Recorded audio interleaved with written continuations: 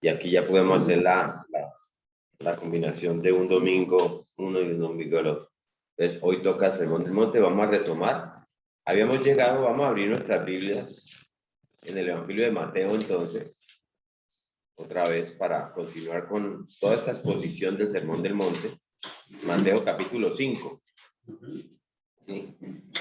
La última vez terminamos la parte del Sermón del Monte que va desde el versículo 17 hasta el 20, ¿se acuerdan? ¿Cómo se llama esa parte?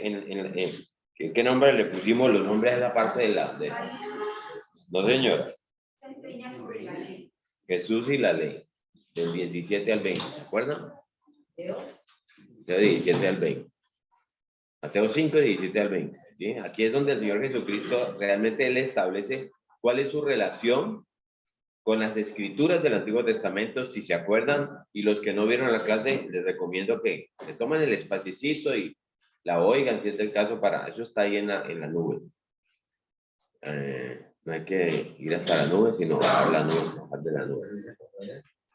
La enseñanza básica y vamos a ver un poquito el 20 porque tiene mucho la conexión con lo que sigue de aquí en adelante.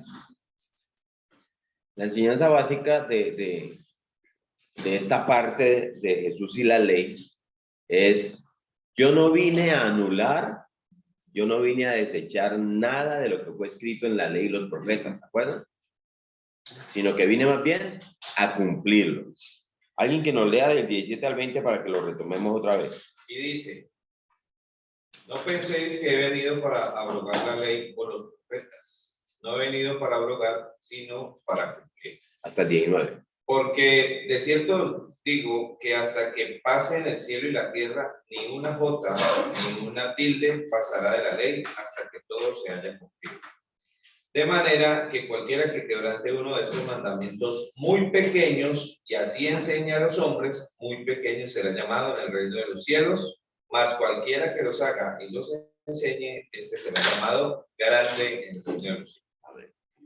Listo ahí para el 20. Entonces nuestro Señor, Él no se limitó aquí a dar únicamente una declaración positiva de lo que está escrito en el Antiguo Testamento, sino que en el versículo 20 hace una advertencia del error que podría derivarse de una mala interpretación de las palabras, de la Escritura. Leamos el 20, dejamos. Porque os digo que si vuestra justicia no fuere mayor que la de los escribas y fariseos, no entraréis en el reino de los cielos. No entraréis. ¿Sí? O sea, los judíos en general, los israelitas, ellos consideraban a los escribas y a los fariseos como los guardianes fieles de la escritura del Antiguo Testamento. Uno los lee hoy cuando Jesús los coge y los trata y les dice: hipócritas, ustedes lavan el vaso por fuera, no saben que está sucio adentro. Pero ellos en ese momento, estos hombres eran considerados por la mayoría de los judíos como los mejores intérpretes de la escritura, como los mejores ejemplos vivientes de la exposición de la palabra. Para ellos eran de ese tamaño estos hombres.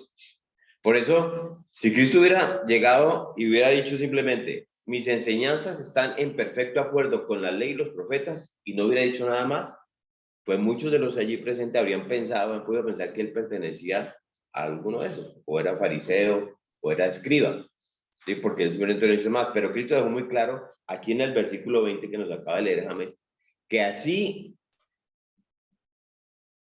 como sus enseñanzas estaban en perfecto y total acuerdo con el Antiguo Testamento, así también estaban en total, pero total desacuerdo con la de los escribas y fariseos. ¿Sí? Ahí dice en el versículo 20: porque os digo que si vuestra justicia no fuera mayor que la de los escribas y fariseos, no entraréis en el reino de los cielos. ¿Sí? O sea, estos hombres que eran considerados por el pueblo como el compendio de la piedad, eran vistos así como el ideal del hombre justo, el que debería ser. Delante del Señor su justicia era bastante deficiente, como para concluir simplemente que no calificaban para entrar al reino de los cielos. ¿Soco? Sí, aquí en la versión de Dios habla hoy, dice: porque les digo a ustedes que si no superan a los maestros de la ley y a los fariseos en hacer lo que es justo ante Dios, nunca entrarán en el reino de los cielos. Sí, sí. Entonces, además de que los israelitas tendían a pensar que todo judío, por el solo hecho de ser judío, y todavía hoy algunos lo piensan, ya tenía su entrada asegurada en el reino de los cielos. ¿No se acuerdan? Nosotros somos descendientes de Abraham, el amigo de Dios, ¿sí?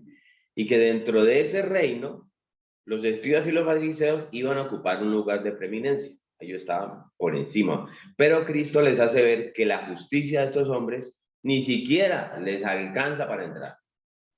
No van a entrar si es la justicia de ellos. ¿Sí? Ahora, vuelvo otra vez, como hemos hablado varias veces, hay que aclarar que nuestro Señor no está promoviendo con estas palabras la salvación a través del esfuerzo humano, ¿sí? El Señor no está diciendo aquí, si queréis entrar al reino, al cielo, al reino de los cielos, debéis esforzaros más que los escribas y tienes que hacer más buenas obras que ellos. No es eso, ¿sí? Eso no es lo que Cristo está diciendo. Eso sería incluso prácticamente imposible para la mayoría de nosotros, porque estos hombres hacían todo lo que se veía bien. Cumplían, tenían las leyes, diezmaban, todas estas cosas que hacían, ¿no? Y asistían a los cultos, iban a la escuela bíblica, iban a los grupos de hombres, a los de mujeres, a los de parejas, ¿sí? Entonces, difícilmente uno puede encontrar gente más meticulosa, gente más detallista en su obediencia que los escribas y fariseos. Pero eso es una carga muy grande, porque no salía de corazón, no por cumplir la ley. Sí. Pero entonces, incluso el principal problema de esta gente, como lo vimos la vez pasada, consistía precisamente en que ellos pensaban que iban a ser aceptados delante de Dios con base en su propia justicia y en su propio esfuerzo. El fariseo tenía la certeza que su salvación estaba asegurada por dos razones que eran de mucho peso para él. Miren las razones que tenían los fariseos para decir, no, nosotros tenemos ganado el cielo. Primero, porque ellos personalmente, en su propia visión, ellos consideraban que eran mejor que los otros hombres. Ellos se consideraban mejores. De ellos van a entrar. Y en segundo lugar, porque ellos hacían más de lo que los demás hacían. ¿Sí? Esa fue la enseñanza de la parábola del fariseo y el publicano. Vámonos a Lucas 18. ¿Sí? Del 9 al 12. Alguien que nos lea Lucas 18 del 9 al 12 para ver, de eso se trata la parábola. 18 del 9 al 12. Jesús contó esta otra parábola para algunos que seguros de sí mismos, por considerarse justos, despreciaban a los demás. Miren, viendo Dios hablaba. Dos hombres fueron al templo a orar, el uno era fariseo y el otro era uno de esos que cobran impuestos para Roma. El fariseo de pie oraba así: oh Dios, te doy gracias porque no soy como los demás, que son ladrones, malvados y adúlteros, ni como ese cobrador de impuestos. Yo ayuno 2 veces a la semana y te doy la 10ª parte de todo. ¿Sí? O sea, ellos decían, gracias Señor, porque yo hago todo lo que puedo hacer. ¿Sí? Eran en su propia justicia. ¿Sí? Estos hombres descansaban en su propia justicia. Eran súper religiosos, y estaban convencidos que iban camino al cielo. ¿Sí? Y Cristo tuvo que hacerles ver que por causa de esa vanagloria personal, de creerse así, ¿sí? Ellos se encontraban muy lejos del camino que lleva al reino de los cielos. Incluso en Mateo 21:31, Él les dice, ¿saben qué? Hasta los publicanos, las rameras y las prostitutas van delante de ustedes para el reino de los cielos. Y no porque ellos fueran ahí detrás. Cuando dice delante es, antes que ustedes, ellos van a entrar. O sea, ustedes no entran, entran ellos primero. Prostitutas, publicanos y las rameras. ¿Sí? Entonces, la mayoría, y ustedes me dirán si estoy equivocado, la mayoría de las personas en el mundo, incluyendo muchos cristianos, creen que si usted es suficientemente bueno, usted va a llegar al cielo. Y si usted es malo, usted no va a llegar.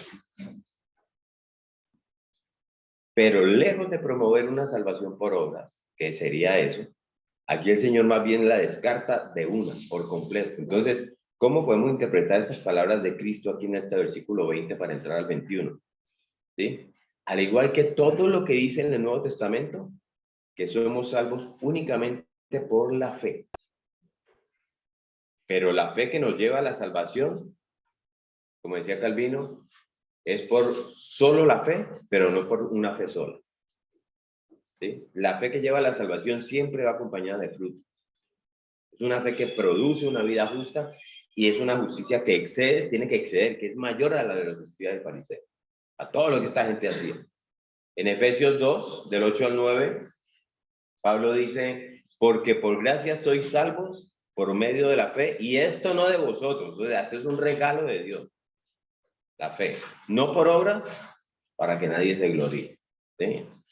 Y como lo decía en el sermón del domingo pasado, no podemos detener ahí la lectura en Efesios 2, del 8 al 9, hay que leer el 10.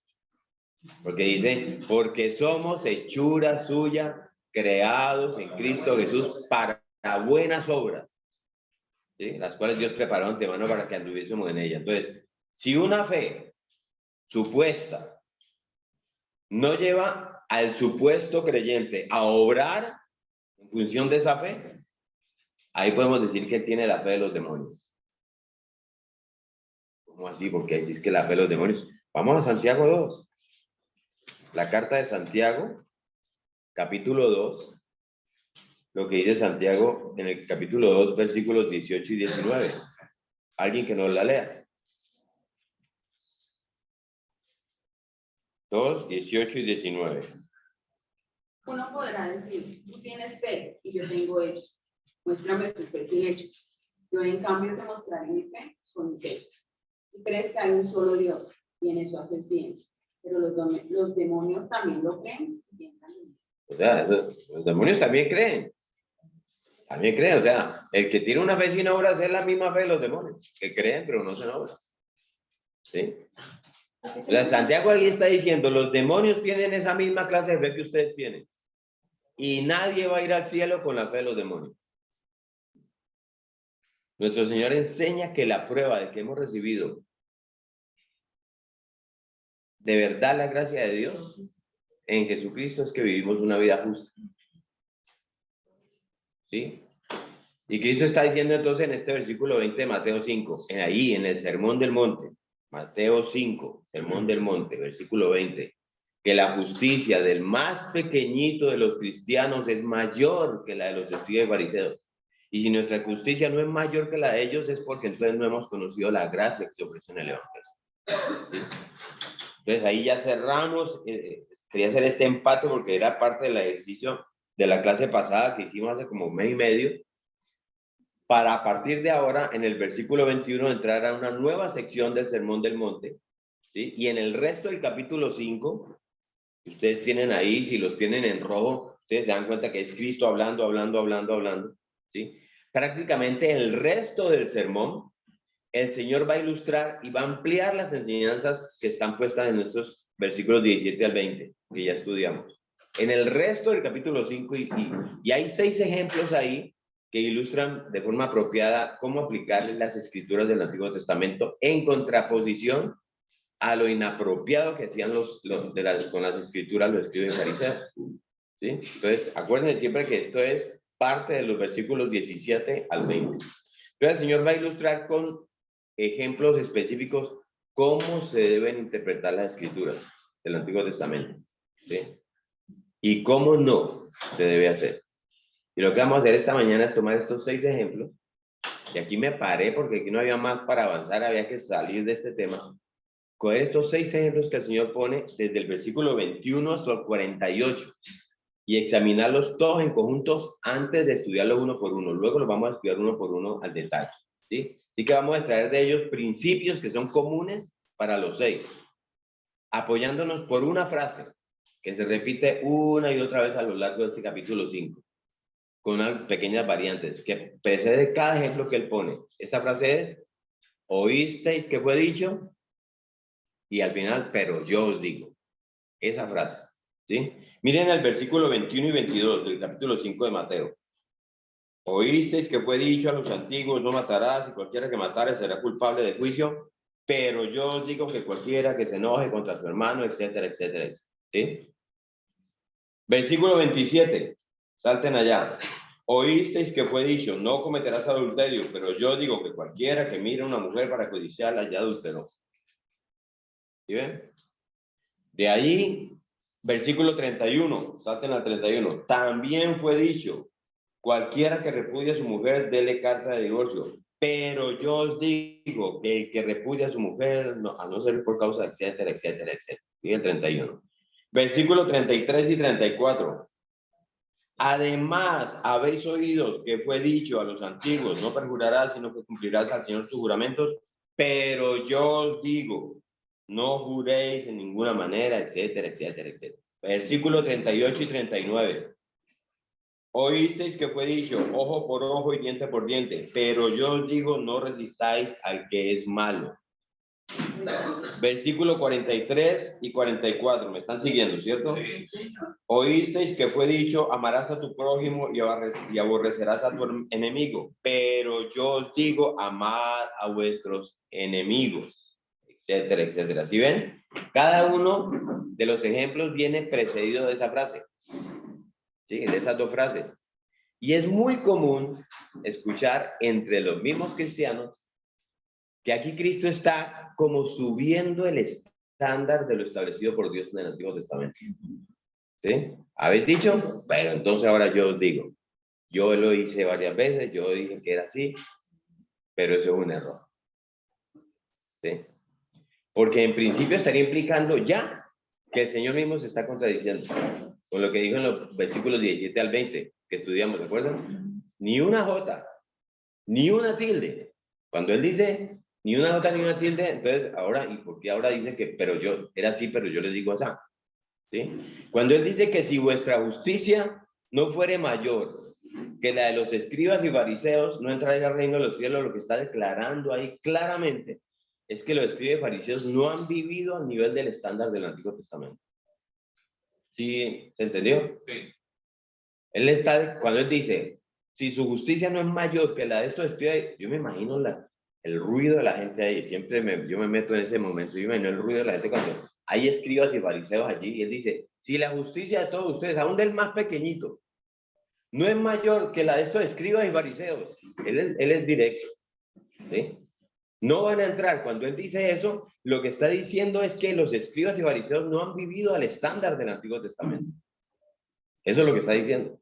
Es lo que enseña, él no está enseñando un nuevo estándar, sino que estos no han vivido conforme al estándar del Antiguo Testamento. Eso es lo que está diciendo Cristo. Jesús, que es Dios, Dios, está totalmente comprometido con el Antiguo Testamento. Ya lo vimos en los versículos 17 al 20. Ni una tilde, ni una coma, ¿sí? Hasta en las palabras. Por eso lo dice así, versículo 18. Jesús de ninguna manera es incoherente con el Antiguo Testamento. Él no va a reestandarizarlo. Eso, nosotros a veces somos livianos pensando en las cosas de Dios. Dios es Dios. O sea, él no reestandarizó su ley. Él no va a violar su ley. Él lo que vino fue a ¿qué? A cumplirla, ¿se acuerdan? ¿Sí? Entonces, veamos este primer punto que tiene que ser explicado. El punto es este. ¿A quién o a quiénes se refiere el Señor Jesucristo cuando dice, oísteis que fue dicho? ¿A quién se refiere? ¿Fue dicho por quién? ¿O por quiénes? ¿Sí? Alguien podría decir, por ejemplo, esto está claro, pastor, el Señor se está refiriendo aquí a la ley de Moisés. Entonces, por lo tanto, lo que está expresando es, oísteis que fue dicho por Moisés. Eso podemos pensarlo. Por lo tanto, lo que habló allí Moisés, ¿sí? Tenemos que interpretarlo así. Moisés dijo esto en la ley, pero ahora yo os digo esto. Así se lee, ¿sí? Entonces, o sea, lo que el Señor está haciendo aquí es establecer una nueva ley, entonces, ajustando la ley porque no estaba bien ajustada, ¿sí? Distinta a la que regía Israel en el Antiguo Testamento. ¿Es una ley nueva o es una mejora de la ley? Versículos 17 al 20, ni una jota, ni una tilde. O sea, esa interpretación tiene problemas muy serios, de verdad muy serios para poder interpretar la Biblia allí. Entonces, primero, nuestro Señor nunca citó las escrituras del Antiguo Testamento usando esa expresión. Él nunca la citó. Él siempre se refería en el Antiguo Testamento diciendo, como está escrito. ¿De acuerdo? Escrito está. O Moisés mandó, o Moisés ordenó, etcétera. Eso uno lo puede ver en Mateo 4, en el capítulo de la tentación, ¿sí? Y además de cantidades de textos. Entonces, esa frase oísteis que fue dicho, era la fórmula que se usaba normalmente en Israel para introducir las tradiciones que se transmitían verbalmente en el pueblo. Oísteis que fue dicho. Lo que el Señor está atacando aquí no fue lo que Moisés escribió. Vamos metiéndonos en eso. Sino más bien la manera como los escribas y fariseos interpretaban a Moisés. Es lo que está atacando ahí. O sea, lo que nuestro Señor hace realidad en este pasaje es mostrar la verdadera enseñanza de la ley. ¿Oyeron ustedes que eso se decía? Pero yo les digo esto. La está diciendo cuál es la verdadera frente a las interpretaciones y a las exigencias falsas que los escribas y fariseos le atribuyen. Es por eso que él no dice, habéis leído, sí, habéis oído, habéis leído, él no dice así, habéis leído de la ley de Moisés tal cosa, pues yo os digo, él no dice eso.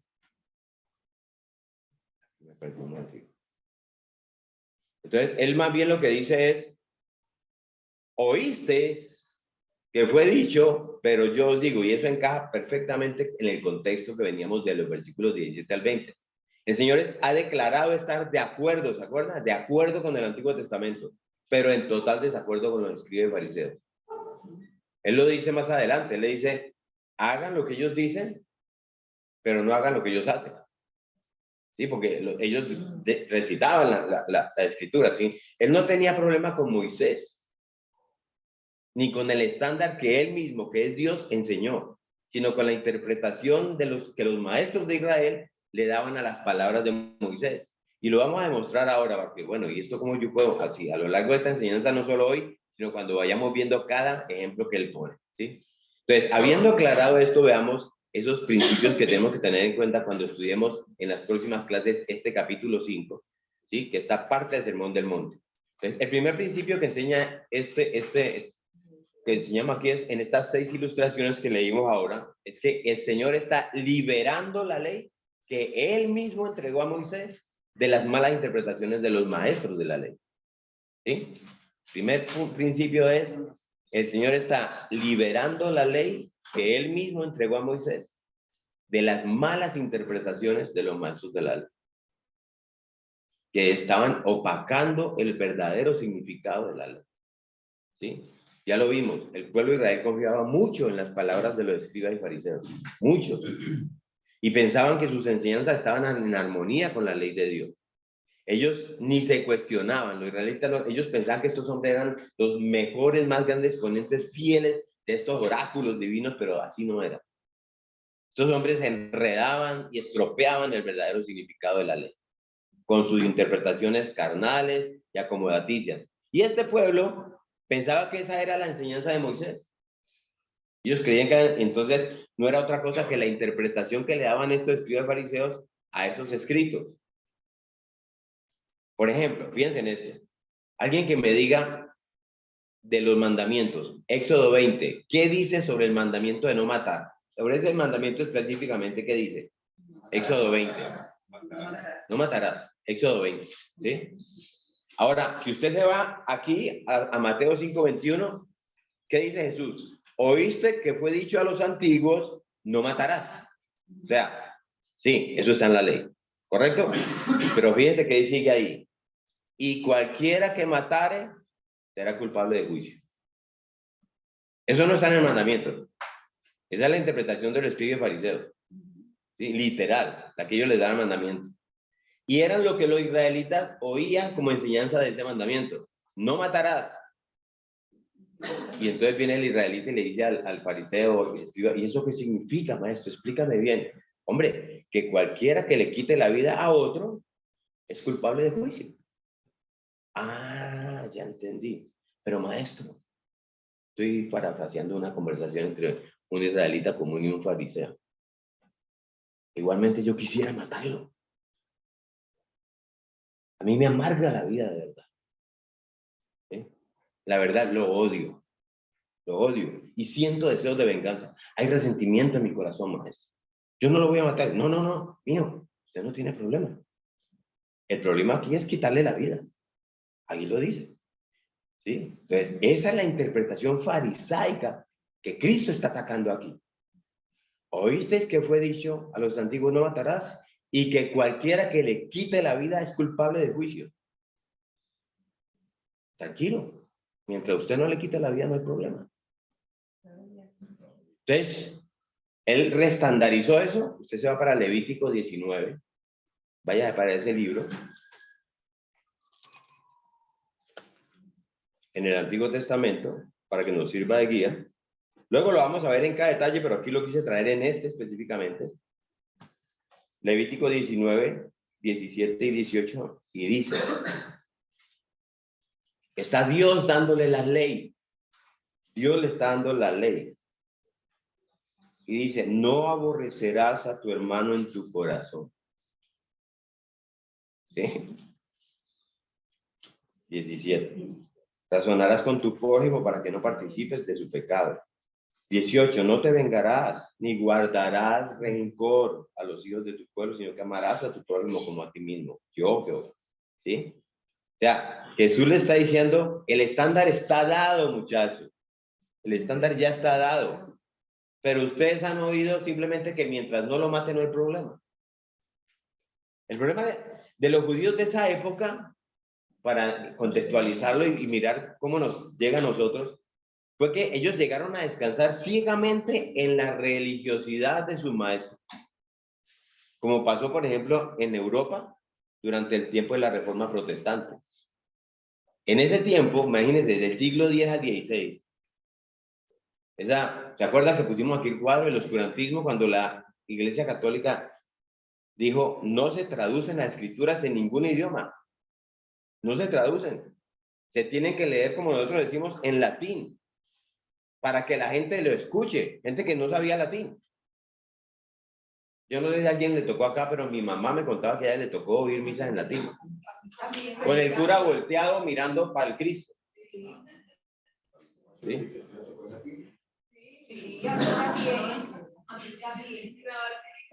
A mí me tocó en América Latina. ¿Cuál fue el resultado de eso? Que para conocer la Biblia, toda esta gente dependía por completo de los sacerdotes que se la leían. ¿Sí? Y que pretendían explicársela. Ellos no podían leerla por sí mismos para comprobar lo que oían cada domingo desde el púlpito. Porque era lo que el cura dijera. Por eso lo que la Reforma Protestante hizo en un sentido fue poner la Biblia en las manos de la gente. Y eso le permitió a ellos leerla por sí mismos y comprobar las enseñanzas falsas y las explicaciones erróneas del evangelio que los líderes católicos le habían dado. Eso fue lo que pasó. Entonces, la situación de nuestro Señor en sus días era muy parecida. Miren históricamente esto. Los israelitas, durante el cautiverio de Babilonia, ¿se acuerdan cuántos años estuvieron cautivos? ¿Alguien se acuerda? 70 años. ¿Se acuerdan el tiempo de Daniel? Durante todo ese tiempo, ellos fueron dejando la lengua hebrea porque les tocaba hablar el acadio. Como que usted va para Estados Unidos 70 años, sus hijos, sus nietos ya no van a hablar español. ¿Sí? Entonces, cuando ellos regresan 70 años después, y por mucho tiempo después, el idioma que primó fue el acadio, para muchos israelitas, y el arameo, el acadio, que era el idioma de los babilonios. ¿Sí? Y para la época de Jesús, todo el trabajo que hizo Alejandro Magno, el griego, helenizó todas las regiones y el idioma era el griego. ¿Sí?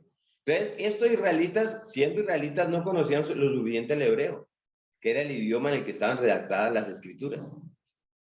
Entonces, consecuentemente, para conocer la ley, dependían de las enseñanzas de ¿quién? De los escribas y fariseos que estudiaban y conocían el hebreo. Entonces nuestro Señor por el tanto les dice con justa razón, eso es lo que oísteis, eso es lo que habéis venido oyendo, eso es lo que os han dicho, esa es la predicación que habéis escuchado en las sinagogas, oísteis que fue dicho. Así que lo que esta gente creía que era la ley, realmente era solamente lo que explicaban los escribas y fariseos de la ley. Entonces esto nos da una idea de lo que está pasando allí en ese momento, ¿sí? Y Cristo está diciendo a esta gente, esto que os han enseñado como la verdad de Dios, así, a usted le han enseñado esto, pero yo les digo, ¿sí? que todas esas interpretaciones, que todas esas tradiciones están enredando y estropeando el verdadero significado de la ley. Esa es la enseñanza. Entonces, lo que los escribas y fariseos habían hecho era confundir al pueblo y alejarlos de la verdad. Creo que todos tenemos claro que ellos empezaron a poner un montón de normas y leyes y cosas para poder explicar la ley y tratarla de la manera como ellos se podían acomodar en su carnalidad, ¿sí? Igual que como sucedió en la Edad Media, en toda Europa, cuando el catolicismo estuvo por siglos proclamando un mensaje que desfiguraba el verdadero evangelio y que todavía lo sigue haciendo, ¿sí? El evangelio de la Iglesia Católica era una tiranía, eso ataba a los adherentes a un sistema opresivo, del cual era imposible escapar. Ellos enseñaban y todavía enseñan al pueblo que los sacramentos son necesarios para salvarse, amarrarlos como el escriba y fariseos. Y como ellos tenían el monopolio de los sacramentos, porque solamente ellos, entonces nadie se puede salvar, si no es a través de lo que ellos digan. Nadie se salva fuera de la iglesia y fuera de los sacerdotes. Por eso es que ellos se opusieron tan intransigentemente a que las escrituras fueran traducidas. Y mataron mucha gente, y la Inquisición, quemaron mucha gente, dejó su sangre puesta ahí, ¿sí? Porque no era conveniente que el pueblo tuviera en sus manos la palabra de Dios y verificara por sí mismo las enseñanzas impartidas por la iglesia. Gracias a Dios, pues, que esos tiempos ya quedaron enterrados por allá en las páginas de la historia. Entonces, y gracias a Dios que hoy contamos con un sinfín de traducciones bíblicas. Aquí mismo las leemos. De modo que podemos ya leer la bendita palabra de Dios sin tener que aprender latín. Usted no necesita tampoco saber griego ni saber hebreo, ¿sí? Pero miren, no pensemos que por eso estamos fuera de peligro, ¿sí? Satanás no se queda quieto. Y no solo porque la gente no quiere leer la Biblia, teniendo la Biblia. Hay algo que me llama la atención, siempre me ha llamado la atención porque no encontrado una respuesta y de pronto puede ser que la respuesta sea lo que tú decías, pero pues por eso te quiero preguntar. De pronto, digamos, todos los antiguos, por decirlo así, todos los profetas, los reyes, todos los que escribieron el Antiguo Testamento, ellos ya tenían la ley de Moisés, ¿sí? Porque, por ejemplo, que permitían que un rey tuviera 5 esposas, no sé cuántas concubinas, ya tenían la ley en ese tiempo. Y la ley era tan clara, porque amañaban las cosas. Exactamente. Era lo que los sacerdotes, claro que los escribas y fariseos ya son después del cautiverio babilónico, pero es ese mismo hecho, ¿sí? Y lo que la Biblia nos enseña es que eran hombres que vivían equivocados, ¿sí? Salomón, ¿cuántas mujeres tuvo? 1000 mujeres. Eso no está en la ley. Dios dice una sola mujer, igual, pero como era rey, entonces acomodaban en el corazón que tiene el hombre las cosas. Y si el rey lo hace, pues yo lo hago. Y por ahí derecho. Entonces, por eso Dios exigía primeramente a los líderes, ¿sí? Que eran los reyes, los sacerdotes y los profetas, y sobre muchos de ellos hubo juicio de parte de Dios por eso mismo. Y nos muestra la Biblia permanentemente que el error está en el hombre, a pesar de que Dios estableció la ley. Y ya con los escribas y fariseos tienen acomodado eso. Miren, para traer aquí a colación algo. Esto lo vamos a ver después cuando dice Jesús y el adulterio, ¿sí? Esto está en 27, Mateo 5, 27. Aquí cuando él dice, ¿por qué una mujer paraoficial ya adulteró con ella? Ah, no, el divorcio. También fue hecho que Moisés les daba carta de divorcio. Moisés les dio carta de divorcio, de la ley. A ver, Señor, el mismo que tú le hiciste escribir la ley, él mismo les dio carta de divorcio cuando a ti en Malaquías dice que aborrece el divorcio. Y él dice, por la dureza de sus corazones. Antes tiene justificación. Miren, estas mujeres, los hombres, por eso yo digo que el cristianismo es muy especial con la mujer. Te da el valor que tiene la mujer. Amén. ¿Sí? Amén. Estas mujeres, si cocinaba mal el huevo, las echaba. Punto. Ya no la quiero más a usted. Si no le servía el vaso de agua en el tiempo que el hombre requería, se va y la tiraban a la calle. Divorciado. ¿Sí? Yo la cama, pero que aprender a cocinar. Y esta mujer, vea, y esta mujer salía de la... Están en la tienda y la sacan de la tienda y la mujer ¿dónde queda? En la calle. ¿Quién la recoge? Entonces, ¿quién la recoge? Entonces viene un hombre y le dice, venga acá, yo la recojo. Entonces la mujer puede ir porque no tenía cómo sostenerse, no tenía dónde vivir, ellas dependían de los hombres. Entonces se iba y se iba para la tienda del otro, ¿sí?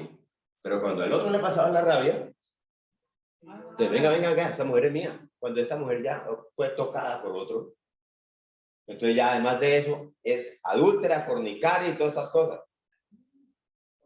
¿Sí? Entonces ya no la quiere nadie. Entonces no puede regresarse. Y si se regresa, entonces el otro, venga, ¿y yo qué? Las mujeres eran un objeto para los hombres. ¿Sí? Entonces, ¿qué hizo Moisés? Usted la sacó. Carta de divorcio, para que usted respete eso y usted no la puede volver a regresar. Era la carta de divorcio para cuidar a la mujer. Entonces, cuando la mujer salía, piénselo, porque yo no regreso. Porque ya Moisés, voy a donde Moisés y me da carta de divorcio. Por la dureza de sus corazones. Era el cuidado de la mujer. No era el respeto por el divorcio ni aceptarlo, sino el cuidado de la mujer. Entonces, todas estas cosas tienen mucha tradición, ¿sí? Entonces, pues volvamos al tema. La gente hoy no quiere leer la Biblia, ni los cristianos, mucho. Y hay que trabajar para que la lean. Pero también hay muchas iglesias de nuestra generación, con todo y que tenemos las escrituras a la mano. ¿Cuánto vale una Biblia de esas, pastor?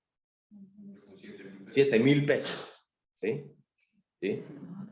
Pero con todo y que tenemos la Biblia a la mano, dicen y hacen muchas cosas en las iglesias que no tienen ningún apoyo escritural. Eso pasa hoy. Y la iglesia somos todos, ¿no? No vayan a creer que que esos pastores y esos líderes, no. Esas iglesias de ese tipo se llenan, y mucho. Porque las personas, lo que se supondría que son las piedras vivas de la iglesia de Cristo, ¿sí? Que realmente no lo son. Quieren, perdón por lo que digo, pero quieren o prefieren oír eso que no tiene apoyo escritural. Prefieren oír eso, porque eso satisface sus apetitos carnales, les da respuesta. Esas interpretaciones erróneas de la palabra de Dios. O sea, no creamos que porque hoy sí tenemos la Biblia a la mano estamos libres de eso, ¿sí? Y se hace así simplemente porque se ha venido haciendo por años y años y hemos caído en el mismo problema de tradicionalismo, porque eso lo he hecho en la iglesia, y lo que llama más la atención es que eso es muy generalizado en el mundo y estamos tan acostumbrados que a nadie se le ocurre preguntarse, hola, pero ¿eso tiene apoyo en la escritura? Cuando usted toma una decisión, y lo hemos hablado, por ejemplo, en el grupo ministerial, ¿qué dice la palabra sobre eso? ¿Sí? Entonces, siempre lo que tenemos que preguntarnos es, ¿qué dice Dios en su palabra? ¿Sí? Y es que eso es algo que yo he escuchado por años, ¿sí? Eso es tradicionalismo y es precisamente el tradicionalismo lo que Cristo está atacando ahí. Ese debe ser el verdadero afán de una escuela bíblica como esta. Es la razón por la cual nacen las sectas. Exacto, de ahí surgen las sectas. Entonces, el verdadero afán de una escuela bíblica como esta es que los verdaderos cristianos podamos explicar con la mayor precisión posible el significado de cada texto de la Biblia, que lo tengamos claro, ¿sí? Viendo cada palabra, apoyando nuestras interpretaciones con el tono general que está aquí en la Biblia, en la Escritura, comparando textos con textos y mirando lo que hacemos aquí. ¿Por qué? Porque nuestra fe no puede estar fundada en las opiniones de los hombres, sino sobre la infalible y toda suficiente palabra de Dios. Ahí debe estar apoyada nuestra fe, ¿sí? Y es deber de cada cristiano examinar con su Biblia, lo que escucha cada domingo, domingo tras domingo, bien sea desde este púlpito, porque esto es un púlpito, o desde el púlpito allá en el servicio del culto, ¿sí? No se confíen solamente con lo que les diga el pastor o el maestro, ¿sí? No, señor. Es deber de cada cristiano examinar con su Biblia lo que oye cada domingo desde el púlpito, para que a la hora de actuar, su conciencia no descanse en la autoridad del pastor, sino en la autoridad de las escrituras. ¿Sí? Es una iglesia de sana doctrina. No es lo que su pastor dice. Aquí estoy con el pastor. No es lo que su pastor dice, es lo que dice la palabra. Lo que dice Dios en su palabra. Eso es. Y adicionalmente, pastora, es que no solamente que el pastor o el predicador diga lo que está en la palabra, sino que lo interprete de la manera correcta, que es en esencia lo que han venido hablando. Correcto. Casi el pastor no está allí, pero venga, lo puede dar leído el versículo, pero ¿cuál es la interpretación que le está dando a ese versículo? Exacto, así es, pastor. Entonces, tenemos que cultivar algo que se llama el espíritu de los bereanos. ¿Se acuerdan? Hechos 17:11. ¿Sí? Que Lucas dice allá en Lucas, en Hechos 17:11, que Dios dice que eran más nobles que los de Tesalónica, que era la iglesia ejemplar. Y ahí en Hechos 17:11 dice que ellos recibieron la palabra con toda solicitud, escudriñando cada día las escrituras para ver si estas cosas eran así. Miren los bereanos, ¿sí? Y aquí quiero hacer una aclaración antes de continuar. Hay personas que asumen que cultivar ese espíritu de los bereanos significa dar por sentado que lo que dice el pastor no es verdad hasta que me demuestre lo contrario. ¿Sí? Y entonces ahí lo que hacen es promover un espíritu de desconfianza en la iglesia. ¿Sí? Y entonces se sientan ahí, cruzan sus brazos, perdón, amén, cruzan sus brazos. Eso se me decía en los pies. Y cruzan los pies, y cruzan el cerebro, lo cruzan, ¿sí? Cínicamente a criticar, a juzgar con una lupa cada palabra de lo que dice el pastor. Lo que el pastor dice no es verdad de plano, hasta que me demuestre lo contrario, ¿sí? ¿Eso es el espíritu de los bereanos? No. Ese espíritu viene del infierno, ¿sí? Ese no es el espíritu de los bereanos, ¿sí? Acuérdense que esta gente no conocía a Pablo. Pablo no era para ellos un ministro probado. Por eso ellos hacían eso. Dime, princesa. Había una iglesia que quedaba al lado de la de Corinto, que era un pueblito pequeño que se llamaba Berea. Entonces, los que eran de Berea se llamaban bereanos. Y estos eran así. Ellos cada vez que Pablo llegaba, escudriñaban a lo que Pablo les decía, estaba de acuerdo con las escrituras que ellos ya tenían, del Antiguo Testamento principalmente. ¿Sí? Entonces, el espíritu de los bereanos. Es como decir los caleños. ¿Sí? Entonces, eran los bereanos. ¿Sí? Entonces, ellos no conocían a Pablo. Pablo no era un ministro probado y ellos por eso hacían eso. Pero no es lo mismo con una iglesia que conoce a su pastor. ¿Sí? Y que ha examinado la vida de este pastor a la luz de 1 Timoteo 3. ¿Sí? Y que se supone que le tienen confianza. ¿Ustedes saben qué dice 1 Timoteo 3 sobre los pastores? ¿Quieren que lo leamos? Vamos a leerlo. Primera carta del apóstol Pablo a su discípulo Timoteo, capítulo 3. ¿Sí? En los versículos, esos son los primeros. Perdón, dice, palabra fiel, si alguno anhela obispado, buena obra sea. Eso es ser el líder, el pastor de la iglesia. Pero es necesario que el obispo, cambiémoslo aquí para que lo entendamos hoy, el pastor, y no vayan a pensar en la iglesia católica. 3 del 1 al 7. Es necesario que el pastor sea irreprensible, marido de una sola mujer, sobrio, prudente, decoroso, hospedador, apto para enseñar, no dado al vino, no pendenciero, no codicioso de ganancias deshonestas, sino amable, apacible, no avaro, que gobierne bien su casa, que tenga a sus hijos en sujeción con toda honestidad, pues el que no sabe gobernar su propia casa, ¿cómo cuidará de la iglesia de Dios? No un neófito, o sea, un neófito es alguien que no sabe sobre la palabra, por ejemplo. No es un neófito, no sea que envaneciéndose caiga en condenación del diablo.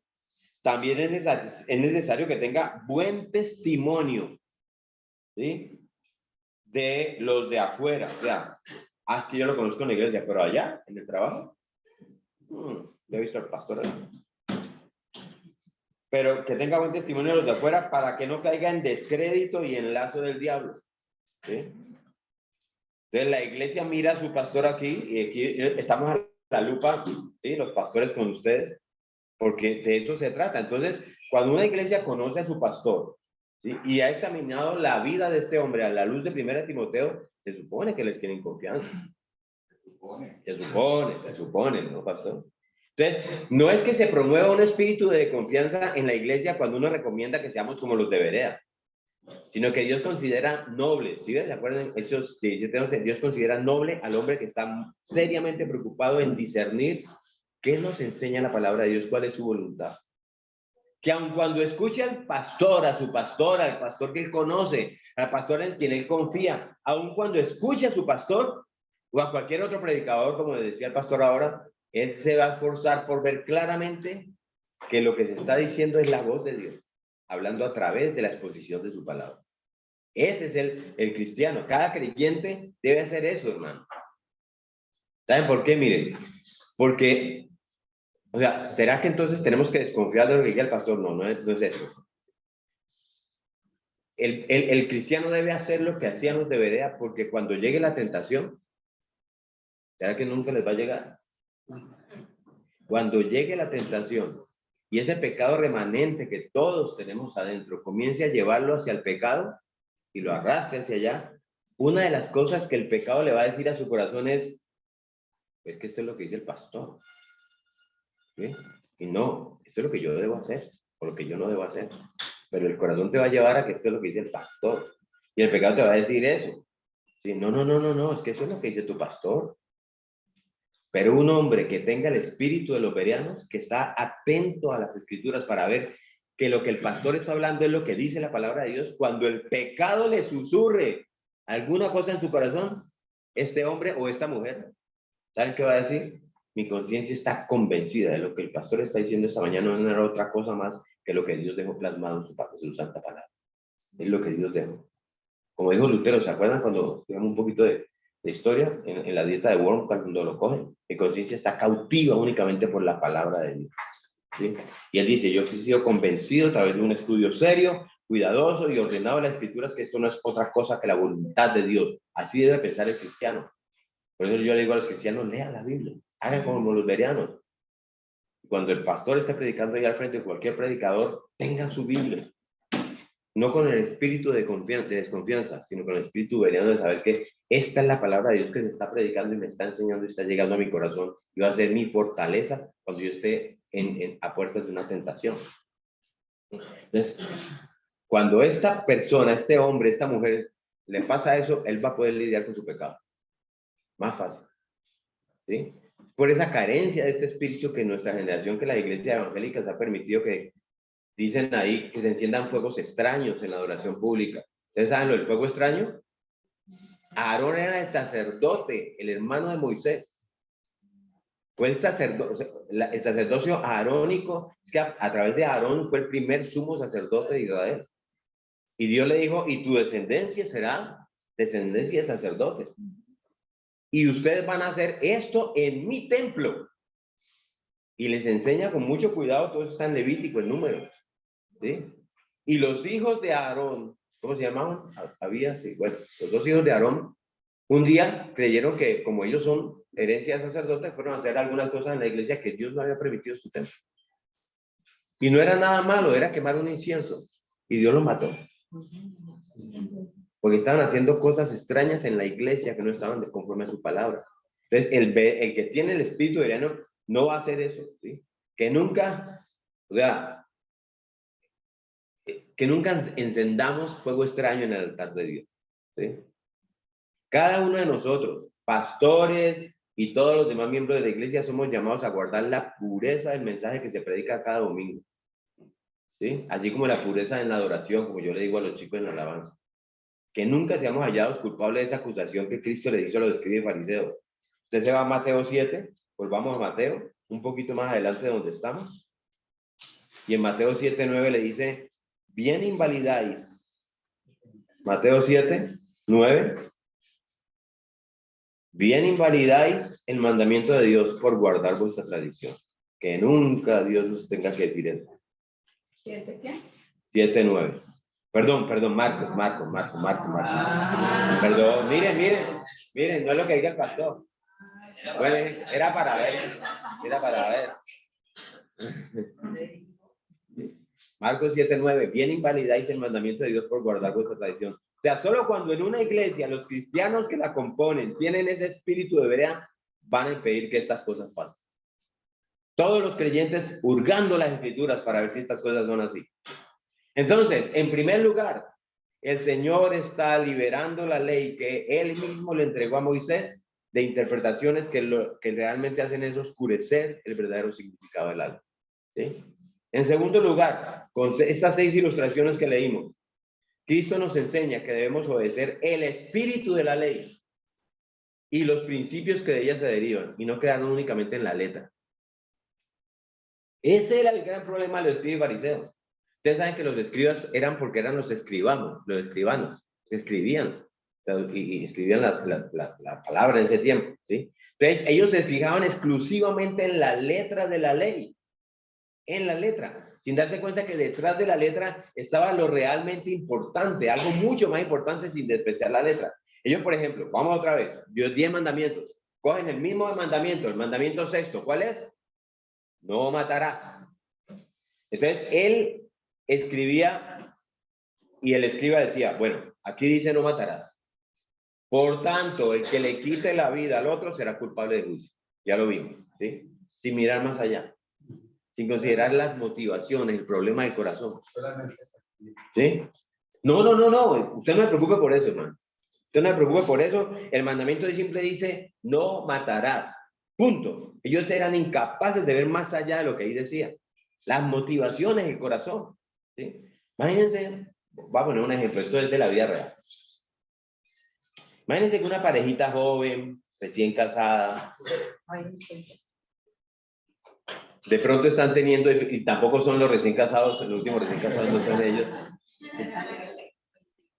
de pronto están teniendo dificultad en aprender a manejar su matrimonio en unidad, ¿sí?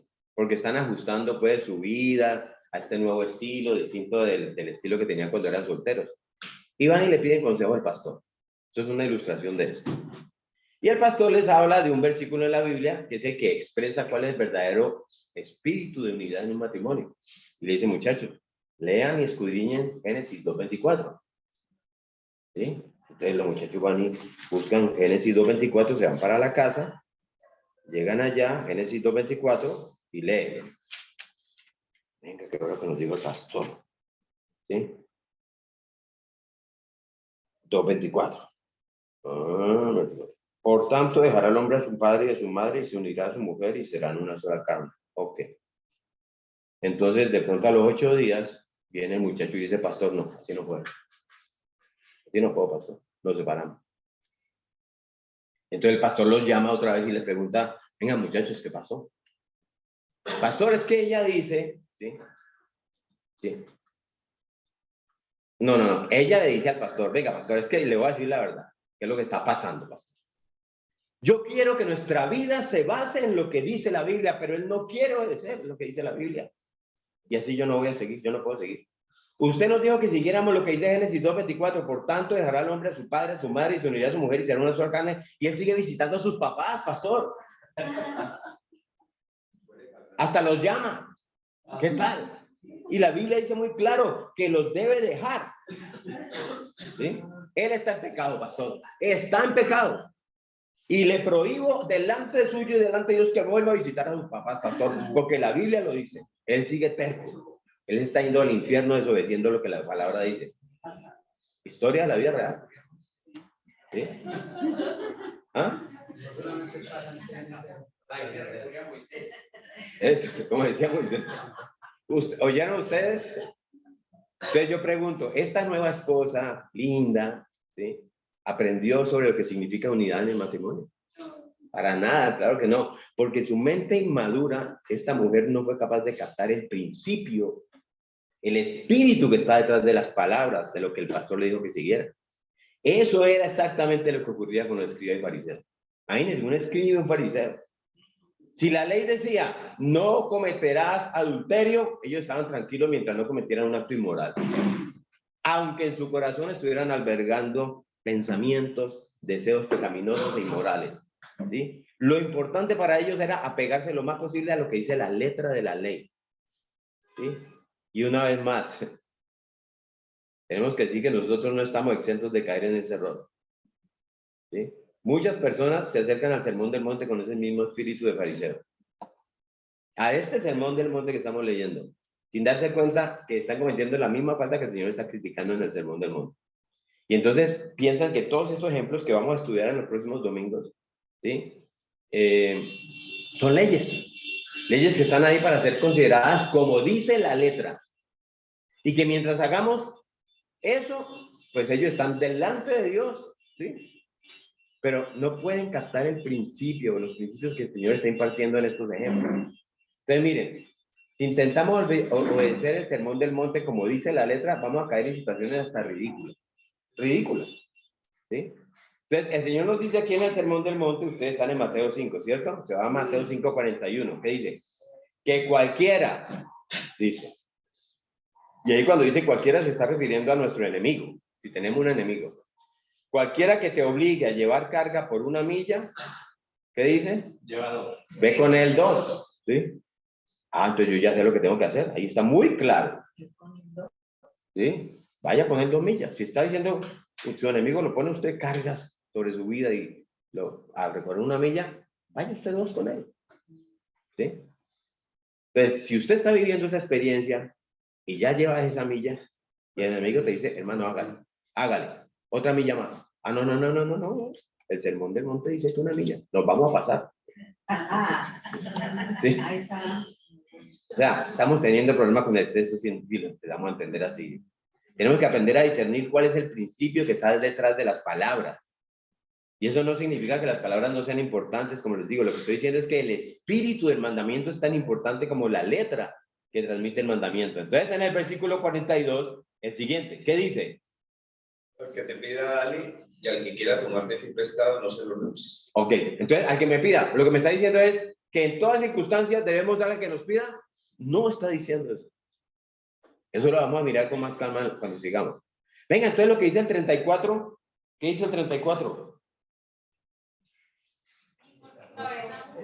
No juréis de ninguna manera. Ah, o sea, ¿está prohibido jurar? No, tampoco está prohibido jurar. ¿Sí? En todas circunstancias, entonces, tenemos que estudiar el sermón del monte con estas cosas en la mente y lo vamos a hacer. ¿Cuál es el principio? Es lo que tenemos que entender ahí. ¿Cuál es el principio?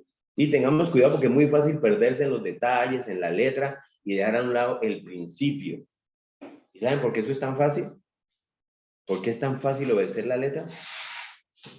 Y ese conjunto de normas y directrices, a aplicar los principios con la ayuda y el poder del Espíritu Santo en la situación que nos presenta, porque eso no se ve. ¿Sí? Muchos cristianos quisieran que hubiera un manual de conducta ahí desmenuzadita, que nos diga qué hacer en cada circunstancia y qué no hacer. Pastor, venga, ¿es lícito tatuarme? ¿Es lícito tatuarme? Pastor, ¿es pecado tomar vino? Por todos lados, ¿sí? Venga, pastor, ¿dónde dice en la Biblia que no puedo hacer tal cosa? ¿Dónde puedo hacer tal, o dónde no puedo hacer tal otra? ¿Sí? Pastor, los domingos, venga, pastor, le digo, ¿es obligatorio ir al culto? Dígame, pastor, ¿es obligatorio ir al culto? Entonces sale el pastor y le dice, la palabra dice no es de congregarte. Sí, pastor, pero todos los domingos. O sea, estamos buscando la letra que nos diga, ¿sí? Y abandonando el principio de lo que nos quiere enseñar la palabra. Eso le pasaba. Hay cosas que están claramente determinadas ahí en la palabra, pero hay muchas otras cosas que no.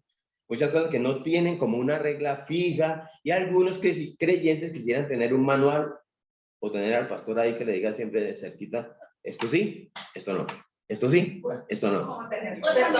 Y así no son las Que le cosas. ayuda al Espíritu Santo. Sí, que le ayuda al Espíritu Santo. Esa otra que la vamos a ver y 70. Vea, mi amor, yo ya voy en 489, le queda una. Le queda una para terminar de perdonarle. Sí, también puede ser de interpretación, ¿no? Entonces, dependiendo o sea, no podemos apartarnos de que tenemos esta humanidad y que cuando oramos y pedimos a Dios que nos regale una palabra, mi sentir no puede, seguramente no va a ser el mismo del otro y podemos leer la misma palabra y tener diferentes interpretaciones. Y la palabra tiene un solo significado, muchas aplicaciones. Entonces, tenemos que ir a eso, llegar allá donde todo cristiano entienda de verdad el principio, el espíritu de la ley, el espíritu de lo que esa palabra me está enseñando. Hay muchas, las sectas, como decía el pastor, surgen de ahí, de ideas de que esto lo dice, pero no lo dice así. ¿Sí? Entonces, de ahí salen los adventistas, de ahí salen los mormones, de ahí salen toda esta gente. Perdón por lo que voy a decir, de ahí sale la iglesia católica, el pastor sabe mi pensar sobre eso. Y entonces hay unas sectas inmensas con ¿cómo es que llama eso? Grandes iglesias, con grandes catedrales llenas de gente, ¿sí? Con una mala enseñanza del evangelio. Pastor. Bueno, Javi. Así que digamos que la ley, cuando fue dada a Moisés, tenía un espíritu. Tenía que ver con la dignificación del hombre y el cuidado de la salvación de Dios. Es decir, el cuidado de la liberación que había tenido el pueblo de Israel saliendo de Egipto. Digamos, hay que cuidar esa salvación y esa relación con Dios. Y entonces el espíritu de la ley va con respecto a ese tipo de justicia, de dignificar al hombre. Pero lo que pasó en ese tiempo y que sigue pasando ahora, tiene que ver es con el legalismo del tema, es decir, colocar cargas sin que sea permeado el corazón. Entonces, para dar un ejemplo, la ley decía que había que guardar el Shabbat, entonces había que guardarlo para descansar, ¿cierto? Y entonces ellos colocaron prohibiciones de 38 cosas que no se podían hacer en el Shabbat. Entonces, por ejemplo, los médicos no podían atender enfermos en ese día, ¿cierto? No, que se mueran. Entonces, digamos que ya no era la dignificación del hombre con el espíritu de la ley, sino que era cumplir una cantidad de cosas, es decir, se enfocan en el comportamiento para poder, en lo externo, supuestamente, de lo externo, para agradar a Dios. Entonces, por eso Jesús llega y sana gente en el mismo, ¿sí? Él les dice a ellos, bueno, se supone que este es el día de descanso. Una persona que viene tantos años, 18 años, sufriendo un problema, ¿cómo no va a descansar en el Shabbat, que es el día de descanso? Entonces, digamos que ahí era como la interpretación de Jesús, buscando que el espíritu de la ley nuevamente volviera a estar vigente. el espíritu de la ley, de eso se trata, de llevar a la gente hacia allá, y no a la letra que está puesta allí. Legalismo. Y el asunto es que en el mundo hoy, a raíz incluso desde que empezó el derecho romano hace 4.000 años, en la Constitución de Colombia hoy encuentra que si textualmente no le es prohibido, le es permitido. De tamaño. Y entonces, pero el tema es qué pasaría, ¿cierto? Si tenemos, como dice Gámez, textualmente escrito todo lo que podemos hacer y todo lo que no podemos hacer. Sencillamente no vamos a buscar de Dios. Porque simplemente nos vamos a quedar a chulear El cumplimiento el cumplimiento de que todo eso lo estamos haciendo y no vamos a estar interesados, ¿cierto?, en tener una relación con Dios, sino en cumplir una religión que nos hace aparentemente espiritual. como los fariseos les decían. Y esa es la esencia del mundo hoy, el mundo allá afuera. ¿Sí? Eso es, mientras vea, si no está ahí, hágale. Se me adelantó, pastor, pero para allá vamos. Está inspirado. Sí, eso es. Entonces, pues, tengamos cuidado en eso, ¿sí? Que es fácil obedecer la letra, ¿sí? Que se ve ahí como un conjunto de normas, de directrices, ¿sí? A tener que aplicar principios bíblicos con la ayuda y el poder del Espíritu Santo, ¿sí? En cada situación que se nos presente. Y entonces, hay cosas que ahí están muy claras en la Biblia, ¿sí? Lo que les decía, algunos querrían que estuviera hasta el pastor diciendo, venga, esto no, esto sí, esto no, ¿sí? Entonces, no podemos estar atacando al pastor, ¿sí?, a cada rato, ¿sí? Ni tampoco vamos a tener un manual ahí que contemple todas y cada una de las situaciones probables que se le puede presentar a un cristiano, que le expliquen cómo actuar en X o Y situación de su vida cristiana, ¿sí? Pero Dios no nos ha dejado en oscuridad. Para todos estos casos, el Evangelio ha provisto principios de santidad, que es lo que tenemos que mover y hacia allá no vamos. Principios que se pueden aplicar de una manera en ciertos casos y se pueden aplicar de otra manera en otros casos, pero ¿saben cuándo uno sabe que un creyente está madurando en su vida de piedad? Que es lo que el Señor nos llama. Cuando ese creyente adquiere cada vez más destreza en la aplicación de sus principios, ¿sí? En cualquier situación particular, con la ayuda del Espíritu de Dios. O sea, su actuar refleja esa piedad que la palabra de Dios nos enseña. Eso se ve. Uno empieza a ver cómo esta persona está respondiendo a principios y no a la letra, ¿sí? Dios no nos ha dejado solos en estas cosas. Él nos ha dado su Espíritu, ¿sí? Dios nos ha dado su palabra y, claro, también nos ha dado los pastores, que son agentes de parte del Señor que nos ayudan a guiar en la vida de piedad de sus ovejas. ¿Sí? Pero cada vez que pase cualquier cosa por su cabeza, cada vez que surja una inquietud, la actitud correcta del cristiano es primero orar, o sea, hablar con Dios y hacer esta pregunta: Señor, ¿qué debo hacer en este caso? Hágase esa pregunta. ¿Sí? Y si yo no encuentro un principio claro en la escritura de cómo que me autorice a caminar de un modo o de otro, entonces está bien, usted puede acudir a un hermano maduro en la fe, hombre o mujer de testimonio. ¿Se acuerdan? 1 Timoteo 3. Entonces, vean que da ese testimonio, porque la misma palabra dice que en la multitud de consejeros hay seguridad o hay sabiduría, como dicen algunas versiones. Entonces, ese es el segundo principio. Tercer principio que podemos aprender de ahí, son 4. ¿Sí? Le voy a leer cuál es el segundo principio. Esto nos enseña que debemos obedecer el espíritu de la ley. Eso. Cristo nos enseña que debemos obedecer el espíritu de la ley. Sí. Obedecer El espíritu de la ley y los principios que de ella se derivan, y no quedarnos únicamente en la ley. Y los principios que de ella se derivan. El tercero que aprendemos de aquí es: la ley de Dios toca nuestras motivaciones y nuestros pensamientos, así como nuestras acciones. O sea, ya vimos que toca nuestras motivaciones y nuestros pensamientos, así como nuestras acciones. Ya vimos que los fariseos no entendían esto, ¿no? Y no estoy diciendo que los actos del hombre no sean importantes, sino que eso no es lo único que importa. Y aquí solo voy a recalcar esto, porque este principio yo creo que ha ido quedando claro en la medida que hemos ido hablando de esto, así como los otros principios. Dios no mira únicamente lo que hacemos. Nuestras motivaciones y nuestros pensamientos, así como nuestras acciones. Entonces, Dios no mira únicamente lo que hacemos, sino también la actitud con que lo hacemos y el estado de nuestro corazón mientras lo hacemos. Para que ustedes den cuenta, ¿se acuerdan en la prédica pasada cuando nos enseña que Dios, en Proverbios dice que Dios tiene los ojos en todas partes? Es adentro de nosotros. ¿Sí? O sea, Dios no mira lo que estamos haciendo, Dios está mirando la actitud con la que lo hacemos y el corazón mientras lo hacemos. ¿Sí? O sea, en otras palabras, nuestra verdadera motivación. Esa es la gran diferencia entre el espíritu del fariseo y el espíritu del cristiano. Esa es la gran diferencia. El fariseo está tranquilo, mira, el fariseo está tranquilo mientras haga lo que él cree que es correcto, aunque su corazón esté completamente apartado y lejos de lo que él está haciendo. Yo lo hago porque es correcto, aunque en mi corazón eso no me gusta hacer. Yo no voy a desear la mujer del prójimo, porque eso dice la palabra que no lo debo hacer, pero yo quiero. Mientras yo no esté tirándole un piropo, estoy tranquilo. Sí. Es como realmente, o sea, como que nuestro parámetro también es que es pecado.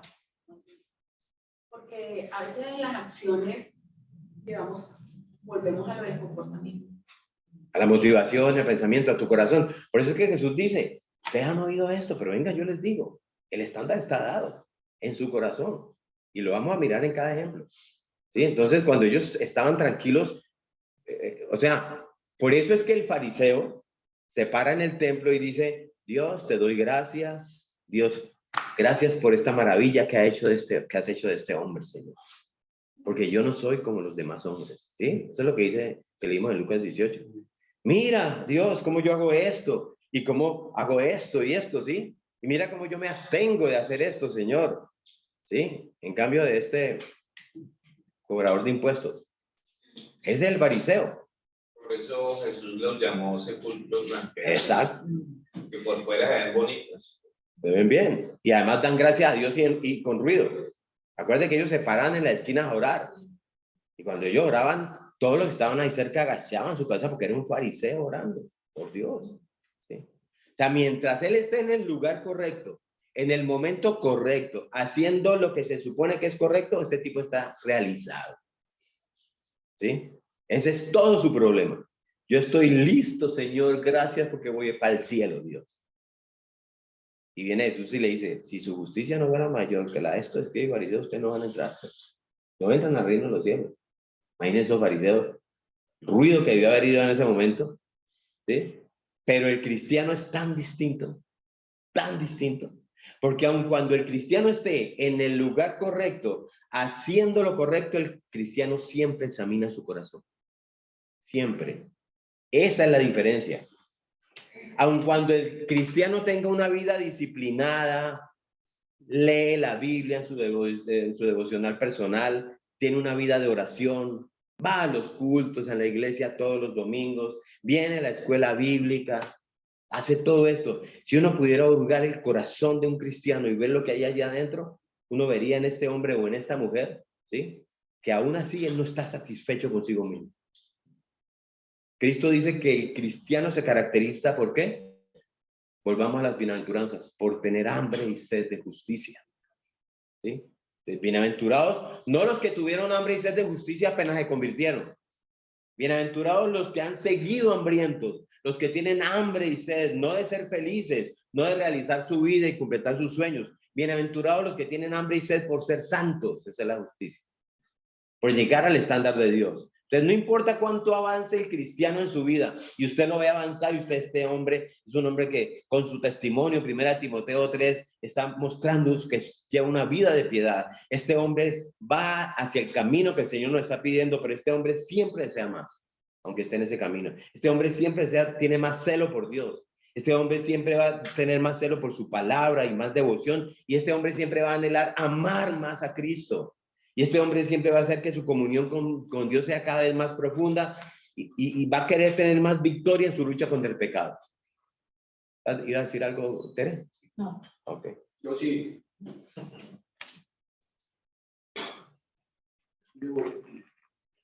Pero me entendés que sí, el creyente se caracteriza por eso.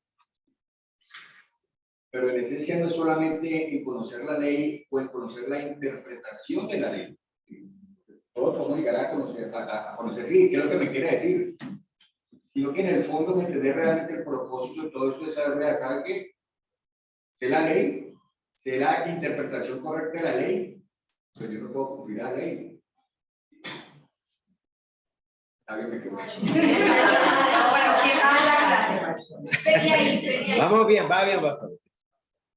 ¿Se acuerdan que hablábamos de que había una paradoja en el cristiano cuando leímos la cuarta bienaventuranza, hambre y sed de justicia? Que el cristiano es ese que, habiendo sido satisfecho por Cristo, ahora eso le produce más deseo de Cristo, ¿sí? Y mientras más lo satisface Cristo, más anhela al Señor. Ese es que el bienaventurado que tiene hambre y sed de justicia, este hombre no le satisface por estar en el lugar correcto. A este hombre no le satisface que hacer las cosas que son correctas. Este hombre o esta mujer, ¿sí? Quiere tener un corazón para Dios. Quiere tener un corazón que se inflame de amor y de devoción por Dios, no por cumplir las leyes de Dios, ¿sí? Entonces, miren, mis hermanos, no son los actos solamente. No es estar aquí sentado y abrir la boca y recitar fielmente la palabra, eso muchos lo hacen. No es cantar una alabanza lindo y con lágrimas en el corazón. Bueno, las lágrimas pueden mostrar algo, ¿sí? Es el corazón, es el corazón, es el espíritu de la ley, son los pensamientos y las motivaciones del hombre, ¿sí? Pero para el fariseo estas cosas no tienen importancia. Ya les dije por qué, porque esas cosas no se ven. Entonces, como no se ven, él está tranquilo. El único problema para el fariseo, ¿sabe qué es? Parecer justo delante de Dios. Parecer justo delante de él. Perdón, parecer justo delante de los hombres. Sí, delante de los hombres. Para el fariseo, el problema es parecer justo delante de los hombres. Para el cristiano es agradar a Dios. El problema nuestro es agradar a Dios, ¿sí? Por eso yo he aprendido que cuando una persona pregunta, pastor, ¿y cuál es el límite para no caer en pecado? Ya pecaste. No estás buscando agradar a Dios. Cuando yo estoy en ese caminar, a mí se me quitan así de facto, ¡pra! todo pensamiento de ¿me salvo? ¿No me salvo? ¿Soy salvo? ¿Cuándo soy salvo? ¿Cuándo pierdo la salvación? Porque estoy en el único deseo y propósito. Dejo de ser calvinista o arminiano. Dejo de ser presbiteriano, adventista. Bueno, adventista no es una secta, presbiteriano o bautista. Porque mi único propósito delante de él es agradarlo a él. Camino en este plan. Y ahí se desaparece todo eso. Reina. No, lo que iba a decir es que ese es nuestro caminar, ¿sí? Pero nosotros obviamente no somos perfectos, no somos perfectos. Y pienso que con lo que tú estás diciendo es que uno como cristiano, por eso es que uno siempre tiene que rendir el corazón a Cristo, porque por más de que nosotros, que tú dices, hagamos, hagamos, ay, la divina, pero por dentro hay una lucha que uno siempre tiene que estar rindiéndose y decirle, Señor, arranca todo esto, mira esta maldad, porque ante los ojos de los demás uno se puede ver muy bonito, ¿sí? Pero resulta que Dios sí conoce las luchas que uno tiene, y uno también. Uno les puede esconder a los demás, pero a uno sabe lo que está mal, y uno sabe lo que está mal, ¿sí? Y uno sabe que lo que está haciendo no está bien. Así se ha escondido ante los ojos de los demás. Entonces, ahí es donde yo digo que entra la palabra, sí, el Espíritu Santo, a redarguirte, ¿sí? Y a llevarte de rodillas y a entregar y a decir, perdóname, porque esto no es. Esa es una lucha de todos nosotros. Y lo que se acuerda que aprendimos en otra clase, que todos tenemos por ahí un fariseo metidito, tenemos un montón de personas adentro, tenemos un Jonás, tenemos varias personas allá adentro. Alberto. Sí, quiero decir un poco eso que acabas de mencionar, Pastor, es que yo siento que, digamos, en el caminar de uno, hay muchas veces donde uno, sin caer en cuenta rápido, se volvió un fariseo. Entonces, uno como que, y sucede algo, o un comentario, o una consejería con el pastor, o un comentario de la esposa, lo que sea, y me dice, uy, sí, yo estaba como en ese punto. Entonces, digamos, una de las cosas que yo pienso es, también hay otra parte, y es, digamos que vos decías, el cristiano como que nunca está satisfecho en su corazón y siempre quiere agradar a Dios. Pero es que yo creo que también hay un extremo en el cual uno se da un garrote tremendo y uno dice, ¿hasta dónde? Porque es que a veces uno de pronto se ha puesto a pensar y uno dice, bueno, yo sí estoy fallando en esto, puedo ser mejor en esto, mi corazón no está tan recto en esto. Pero pues, o sea, hasta qué punto uno dice, también se acepta uno en esa condición y decir, yo sé que no puedo ser perfecto y sí o sí me tengo que rendir al Espíritu Santo, pero tengo que estar tranquilo también conmigo mismo. ¿Te aceptas cuando pase lo que el pastor no iba a decir, que no lo vaya a decir porque ahora lo va a decir? ¿Te aceptas cuando doblegas delante de Cristo eso? Y Cristo te trae la paz para entender que gracias por Cristo. Por eso uno, gracias por Cristo. Gracias. Por eso Pablo dice, lo que quiero hacer, lo que debo hacer, eso no hago, y lo que no quiero hacer, eso hago. ¿Sí? ¿Quién me quitará este cuerpo de muerte? Gracias doy a Jesús por eso. Gracias doy a Dios por Jesús. Gracias doy a Dios por Jesús. Porque para cerrar ahí, es como que también hay otro síntoma que también he visto en ocasiones, es como la paranoia del pecador, la paranoia de que estoy pecando y estoy mal, como que también hay un punto donde el fariseo es completamente diferente, pero otro es como paranoico con su propio pecado que ni siquiera puede estar tranquilo. Sí, pero yo voy a decir algo muy mío. Voy a decir algo muy mío. Delante de Dios yo soy paranoico. Delante de Dios, Señor, tú conoces mi corazón. Yo sé que no tengo un corazón a la altura de tu estándar. Y le pido a Él permanentemente que no me deje fallar. Pero eso está bien, y eso delante de Dios. Esa debe ser la condición de nosotros, Señor. Ayúdanos a no caer, porque estoy dispuesto, sí.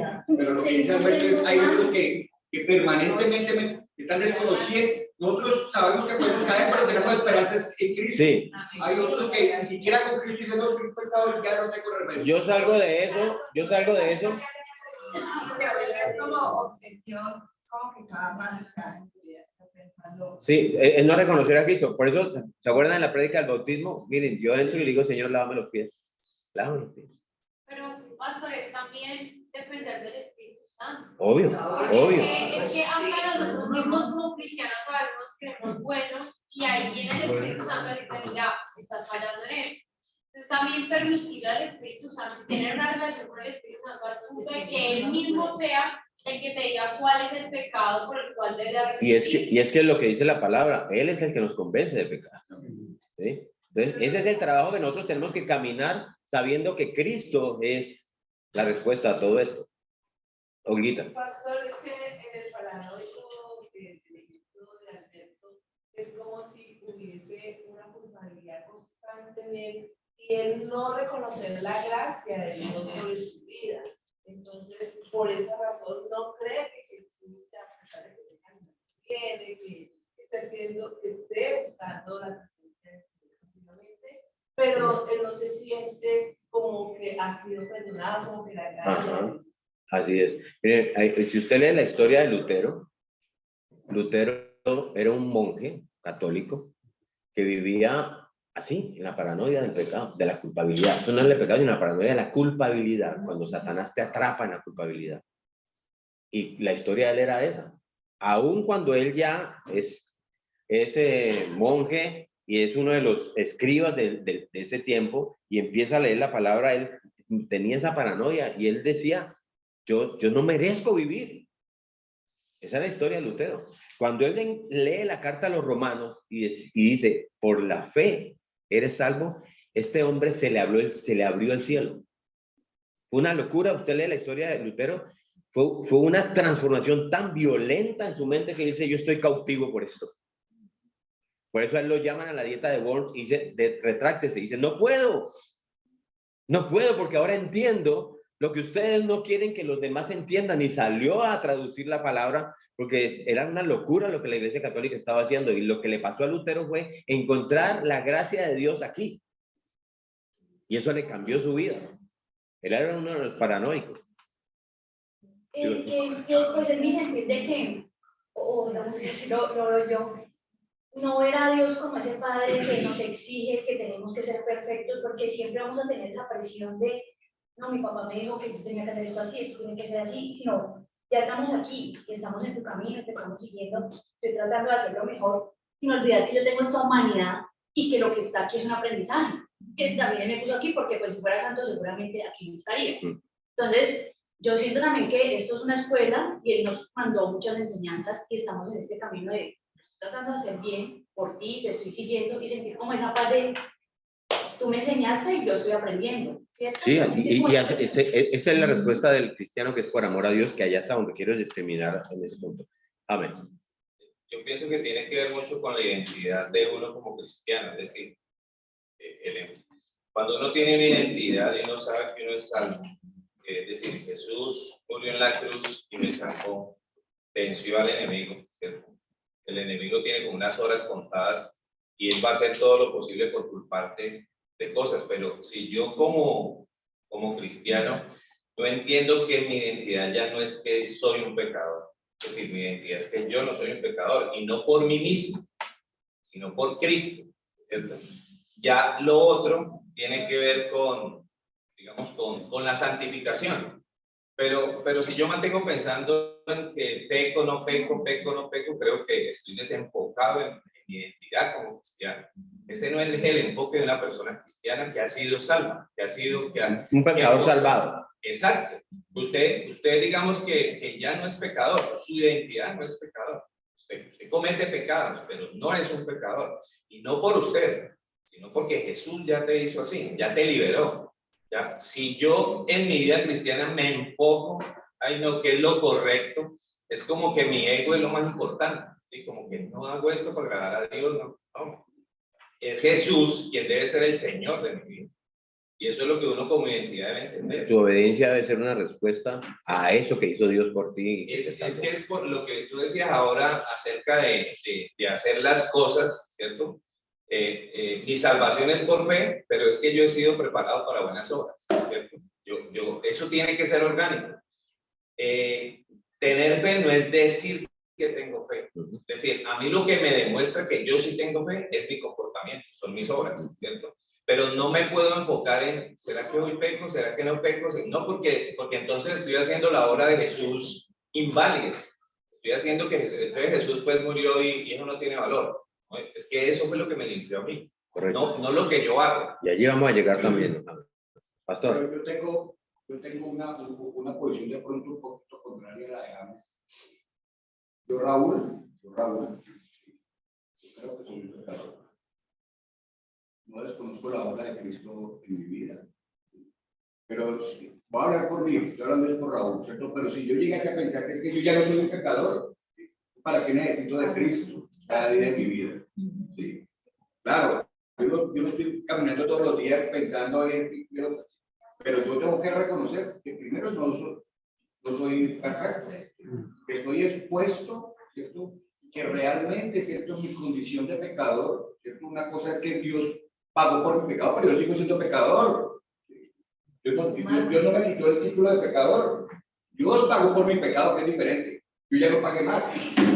Yo tenía la deuda, ¿cierto? Pero Dios me quitó esa deuda que yo tenía. Entonces, y eso es lo que hace que yo cada día se tenga que ir por la noche a decirle, Señor, perdóname, porque hoy he pecado, consciente o inconscientemente. No vivo pensando que es que estoy arrastrado en el pecado, pero sigo consciente que como humano, no estoy exento aún de pecar o de no pecar. Sí, claro. Me llamaron, mira que no estoy. Ah, ¿cómo así? Esa mentirita no dice que es pecado, sí.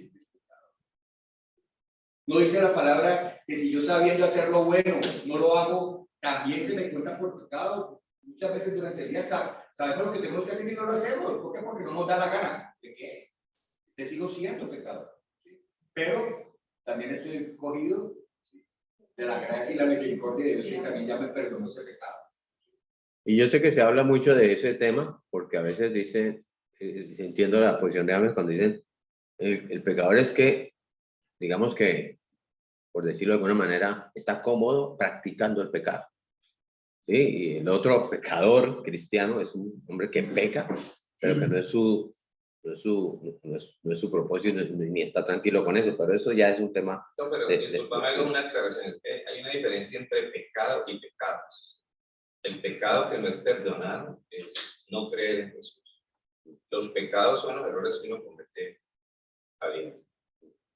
Si Jesús murió en la cruz por nosotros, es decir, yo ya, si creo en Él, yo ya no soy un pecador como tal, es decir, yo ya no tengo el título de pecador.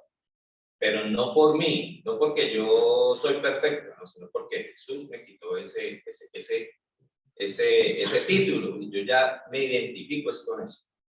Entonces, el hecho de que a mí no me quite, digamos, mejor dicho, el hecho de que yo no sea perfecto, es lo que dice el pastor, es por eso yo tengo que estar agarrado de Jesús, es que me toca, no hay otra forma para poder vivir esa vida. Por eso es lo que yo digo de que el señorío de Cristo sí está en mi corazón, no mi ego manejando mi vida, sino el señorío de Cristo para poder realmente hacer cambios profundos. Y no, digamos, vivir una vida pensando en que no debo pecar cuando en mi corazón todavía no ha habido ese cambio real.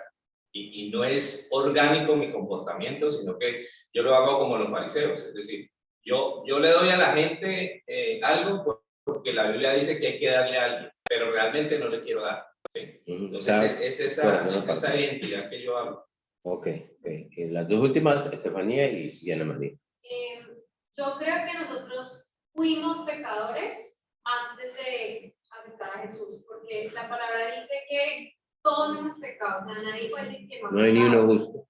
Pero dice, sin embargo, en su gracia, Dios gratuitamente nos hace justos a sus ojos por medio de Cristo Jesús, quien nos liberó del castigo de nuestros pecados. Pues si Dios ofreció a Jesús como el sacrificio por el pecado, las personas son declaradas justas, es decir, ya no somos pecadores a los ojos de Dios cuando creen que Jesús sacrificó su vida al derramar su sangre. Y bueno, sigue adelante diciendo prácticamente lo mismo, pero el punto es... A los ojos de Dios, la obra de Cristo nos hace justos. Eso es lo que dice la palabra. Somos pecadores salvados a los ojos de Dios. Y cada vez que tú estés delante de Dios en tu lugar secreto, ¿sí? sabes que entras como un hombre que ha sido salvado, pero que pecó.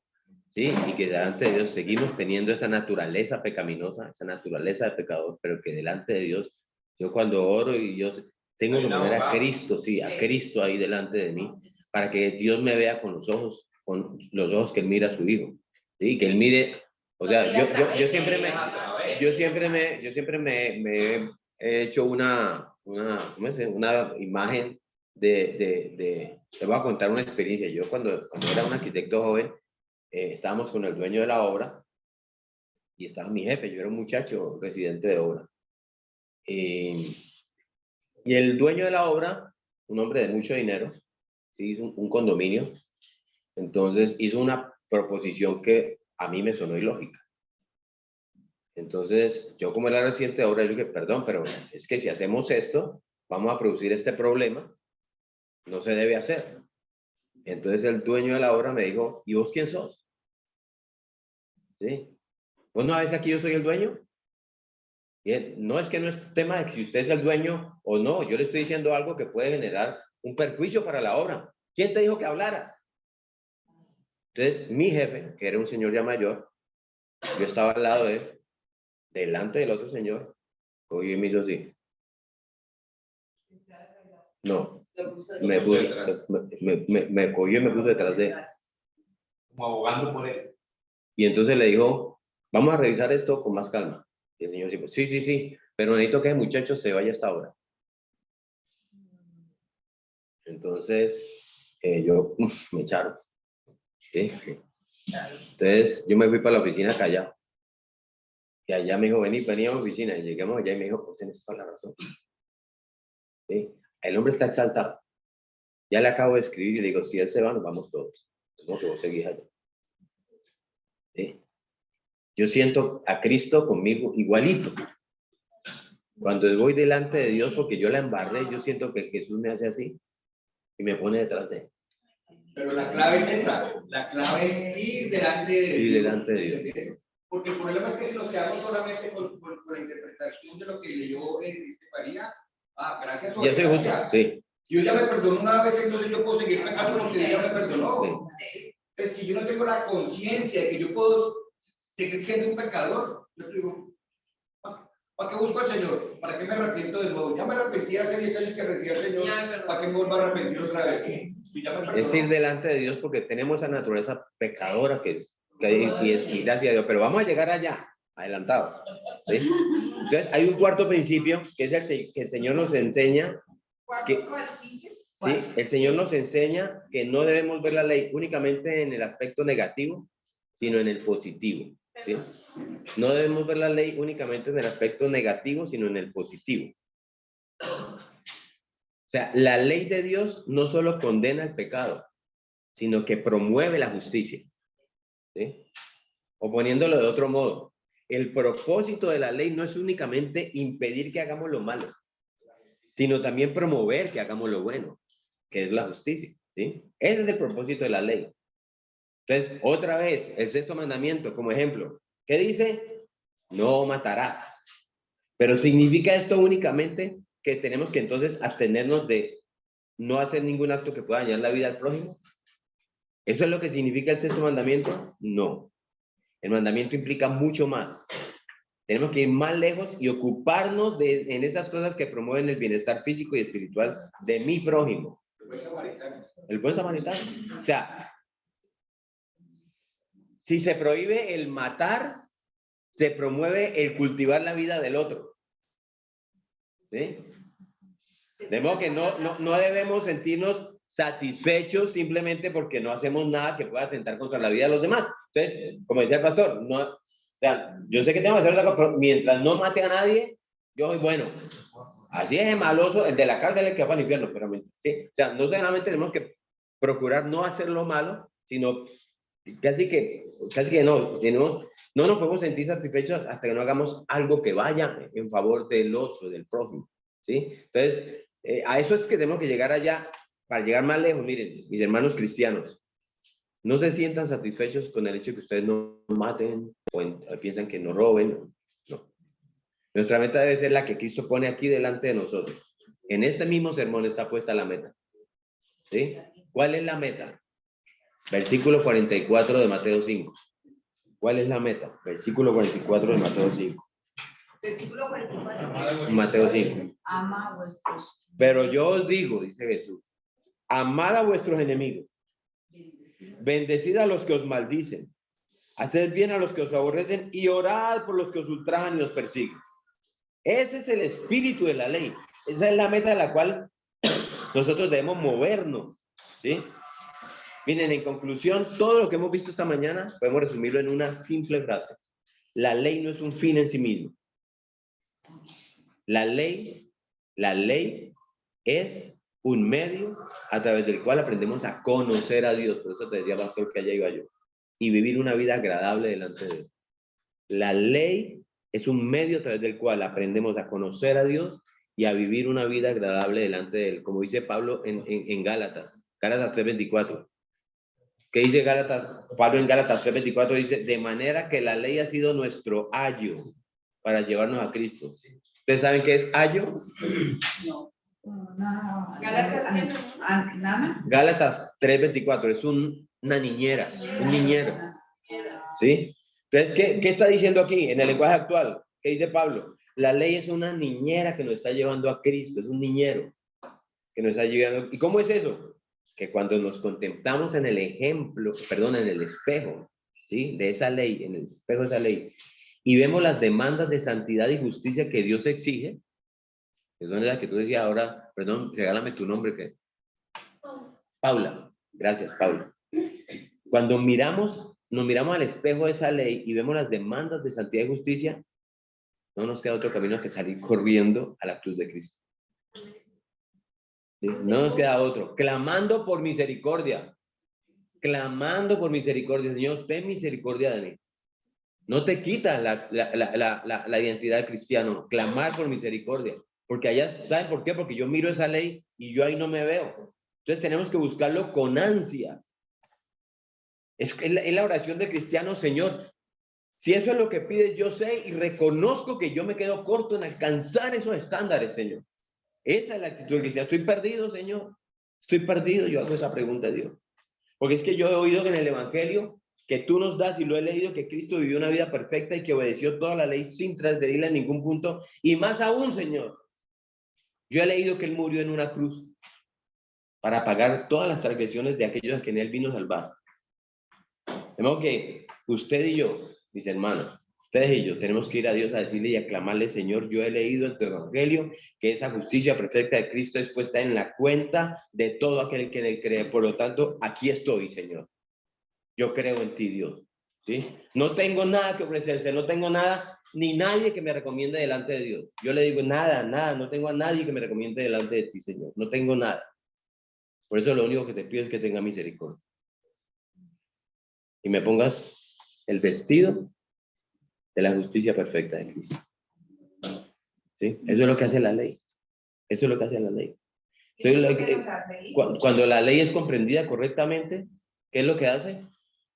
El pastor lo está diciendo y lo vale, guiarnos a Cristo.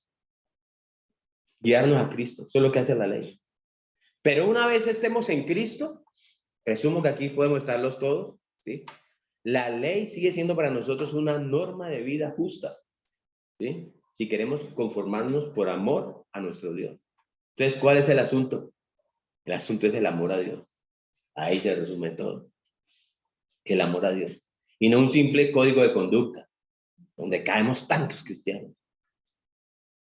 Por eso cuando nosotros vamos en un autoexamen, y ahorita alguien decía eso, delante de Dios, la pregunta que tenemos que hacernos no es, ¿he cometido adulterio hoy? No. ¿He matado a alguien? No. ¿He mentido? No, yo creo que eso no fue una mentira. ¿Sí? Ok, bueno, estoy bien delante de Dios. Estoy bien. No, eso no es. Eso es lo que hacían los fariseos. ¿Sí? Eso es lo que hacen muchos fariseos hoy en día. La autopregunta, ese autoexamen más bien es, usted en su autoexamen dice, ¿cómo ha sido mi comunión con Dios hoy? ¿Cómo ha sido mi comunión con Dios hoy? ¿Me he empeñado en agradarle a Él? ¿Ha ocupado Él el primer lugar en mi vida? ¿Es Él mi primer amor? Esta pregunta, ¿lo conozco hoy mejor que ayer? ¿O me he esforzado por conformarme a Cristo en pensamientos, en imaginaciones, en impulsos, en deseos? Porque es ahí donde Dios quiere llevarnos a través de la ley. ¿Sí? Y es con esta perspectiva, mis hermanos, que nosotros vamos a mirar todas estas próximas clases para estudiar el resto de este capítulo. Y que sea el Señor abriendo nuestro entendimiento, abriendo nuestros ojos, nuestros corazones, para que nosotros podamos percibir todas estas implicaciones que hay detrás de estos principios bíblicos que vamos a ver en este sermón del monte. Amén. Amén. Vamos a orar al Señor, Padre Santo. Hoy hemos escuchado todas estas cosas en tu palabra, Señor. Hoy hemos leído tu palabra y nos hemos obligado, estamos obligados a exclamar, gracias, Señor, por nuestro bendito Salvador. Gracias por tu Hijo, Señor. ¿Qué sería de nosotros si Cristo no nos hubiera vestido con su manto de justicia? Somos criaturas débiles, Señor, que continuamente pecamos. Nosotros pecamos delante de ti, Señor. Que continuamente nos quedamos cortos en alcanzar esos estándares que tú exiges en tu palabra. Que nos confundimos continuamente porque no sabemos qué hacer, Señor.